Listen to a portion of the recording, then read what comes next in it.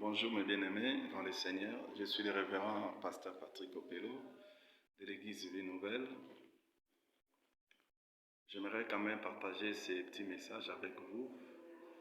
Ce matin, j'aimerais parler sur l'accomplissement de la promesse de Dieu. Comment est-ce qu'on peut attendre la promesse de Dieu se réaliser dans notre vie ou dans notre marche avec Dieu?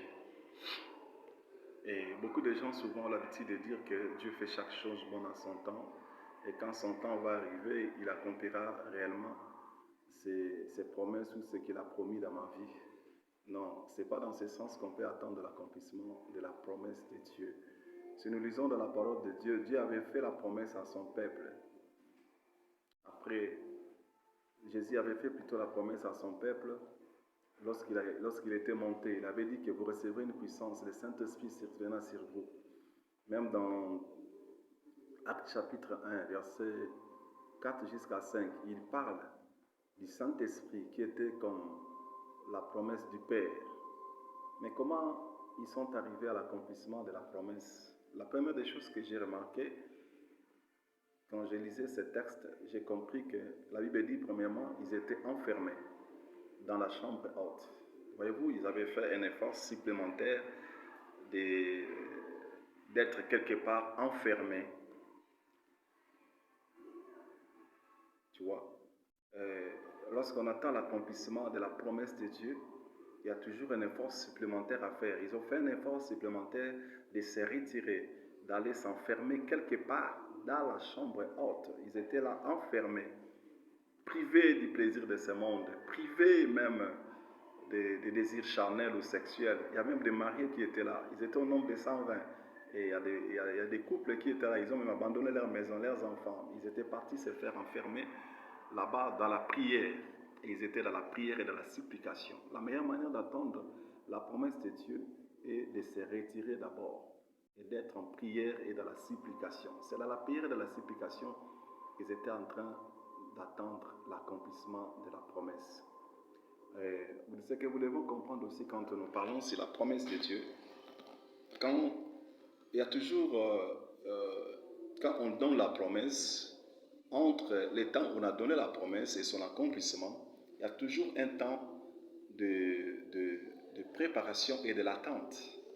C'est ça le problème. On peut aujourd'hui te promettre, même par une personne, te donner l'argent ou t'épouser. Le problème n'est pas la promesse que la personne a fait, mais le problème est au niveau de l'attente.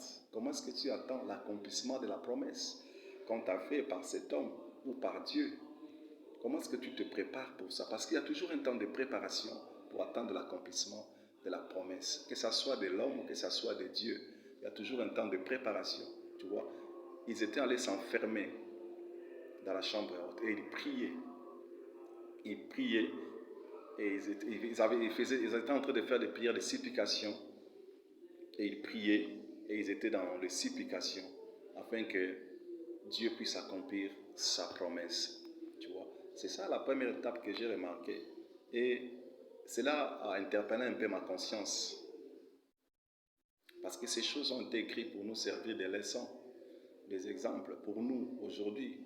Et ce que j'ai remarqué aussi dans ces textes, lorsqu'ils étaient en train d'entendre l'accomplissement de la promesse, pourtant en ces temps il y avait beaucoup de chrétiens, mais pourquoi ils n'ont pas vécu la Pentecôte? Pourquoi seulement on nous parle des 120?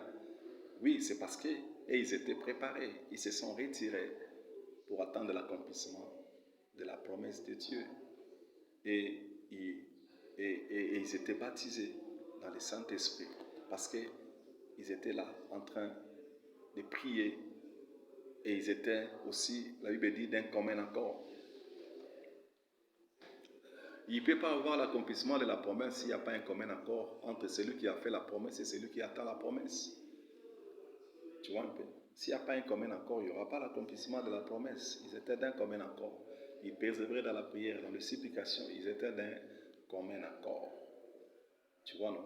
Et le Saint-Esprit ne pouvait pas descendre comme ça, serré, sans qu'il y ait une ouverture spirituelle, sans qu'il y ait, comment dirais-je, une porte du ciel. Le fait d'être dans la chambre haute pour prier Dieu, pour être dans la présence de Dieu, Cela a créé une ouverture spirituelle. Cela a créé une porte spirituelle. Et c'est par là que le Saint-Esprit était descendu. Tout à coup, la Bible dit, il vint du ciel comme un bruit. Et ils étaient remplis du Saint-Esprit. Le problème qui m'inquiète à notre temps, nous sommes déjà au temps de la fin, est-ce que parce qu'en dehors de la promesse de la Pentecôte, il y a une autre promesse. Jésus avait dit que je m'en vais vous préparer une place. Quand je viendrai, je viendrai vous prendre pour que vous, là où je serai, que vous soyez avec moi. Tu vois, là déjà on nous parle de l'enlèvement. Est-ce que les gens se préparent aussi dans notre temps? Est-ce qu'il y a des gens qui s'enferment aussi dans notre temps pour attendre l'accomplissement de ces deuxièmes promesses de l'enlèvement de l'Église? Est-ce que les gens se préparent pour ça? Ça me fait mal aujourd'hui de voir dans l'église, les gens se retirent, s'enferment seulement pour gêner, prier pour les mariages, pour les biens de ce monde, pour les voyages. Mais les gens ne se préparent pas pour être enlevés, ne se préparent pas comme ceux-là qui étaient avant nous. Ils se sont allés s'enfermer pendant qu'ils attendaient l'accomplissement de la promesse de Dieu. Dans la prière, dans la supplication, ils étaient d'un commun accord. Mais en notre temps, voilà pourquoi je me dis, quand la trompette va sonner, il y aura beaucoup de gens qui ne vont pas aller parce qu'ils ne se préparent pas pour ça. Ils ne se préparent pas pour ça. Les gens se retirent, mais pour autre chose. Que Dieu vous bénisse, c'était ça, ces petits messages que je voulais donner au peuple de Dieu qui sont avec nous à l'Église Vie Nouvelle, en Europe, en France, en Afrique. Que Dieu vous bénisse. C'était votre frère, le révérend Opelo Patrick. Que Dieu vous bénisse.